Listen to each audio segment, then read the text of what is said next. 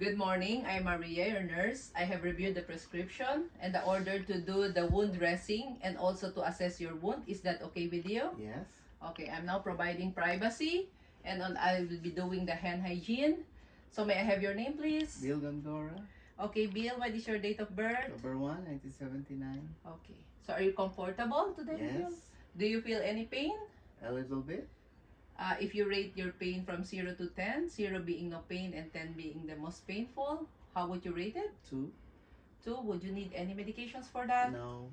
Do you have allergies? No. Okay.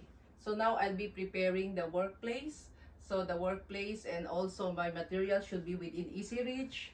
And I will also reposition the bed for proper body mechanics.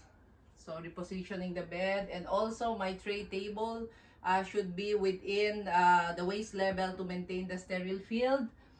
And I'll be now doing my hand washing and also be providing privacy. So now I'm ready to open my tray aseptically. So I'm opening my tray away from me. So I have to observe the 1-inch border.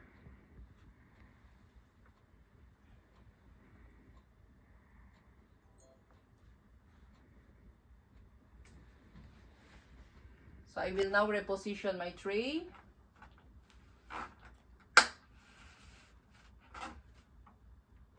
And also I will be manipulating my supplies.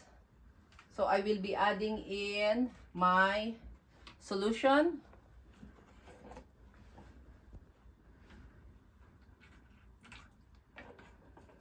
I'll be adding additional gauze using the banana peel. Additional gauze using the banana peel, and also I have my Q-tips here. So opening my Q-tip.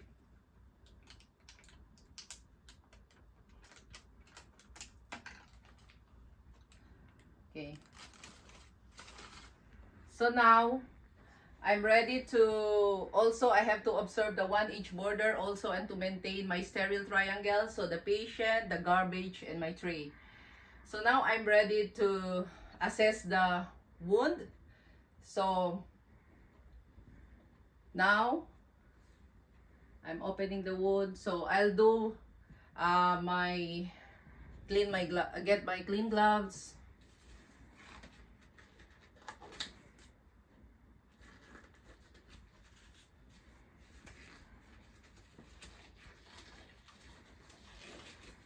So I'll now be assessing the wound. Opening the wound, Bill. So I can see that the wound, the drainage of the wound, there's a little amount of sanguineous fluid, and also it has no odor. So I'll be discarding this. And also I will have to describe the wound. So the wound is located in the abdomen. It's an abdominal wound located 1 inch above the umbilicus, and I will be measuring the wound using my Q-tip from my sterile tray.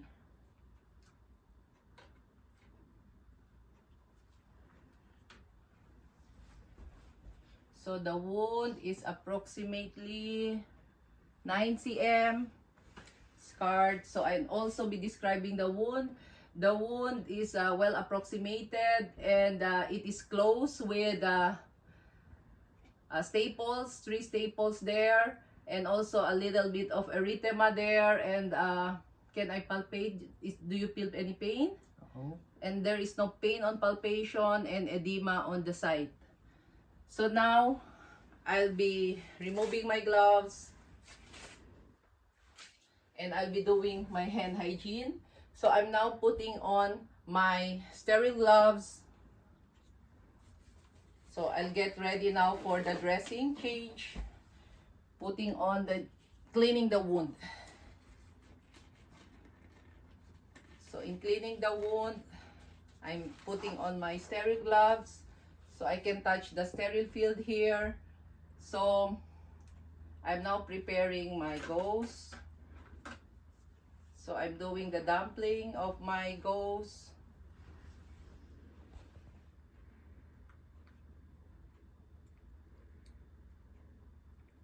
So I'm be cleaning my wound from head to toe. So from top to bottom, first on the outer or the wound that is away from me, the side that is away from me, top to bottom. Discard. Then doing again the dumpling.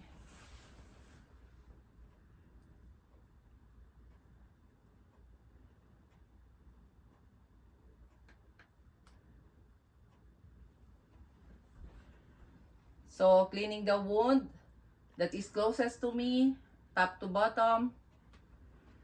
So cleaning the wound aseptically from the least contaminated to the most contaminated area.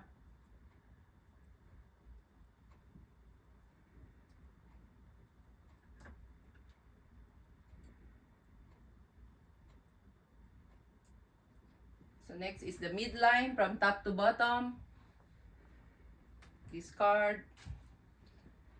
So now I'm ready to pat dry the wound. So I'll get the dry gauze. So the same, I'll clean it from the top to bottom, the wound that is side away from me, top to bottom, patting it dry.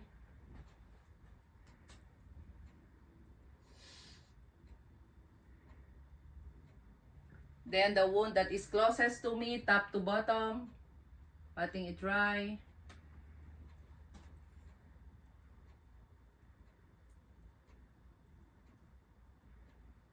Then the midline, so that is top to bottom, patting it dry. Okay. So now I'm ready to apply the sterile gauze on the wound to cover the wound. So I'm now covering the wound. Okay. So now I'll be securing the wound, the tape.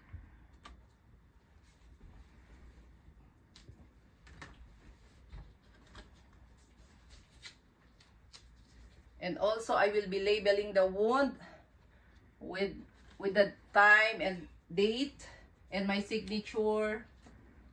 And also I will be removing now my gloves and do hand hygiene. And also lastly, I will ensure the patient's comfortability. Are you comfortable, Bill? Yes. Are you in pain? No.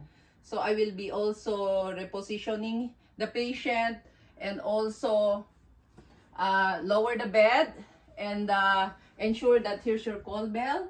If you need anything, Okay. just call me and I'll be doing my hand hygiene and also be documenting my findings.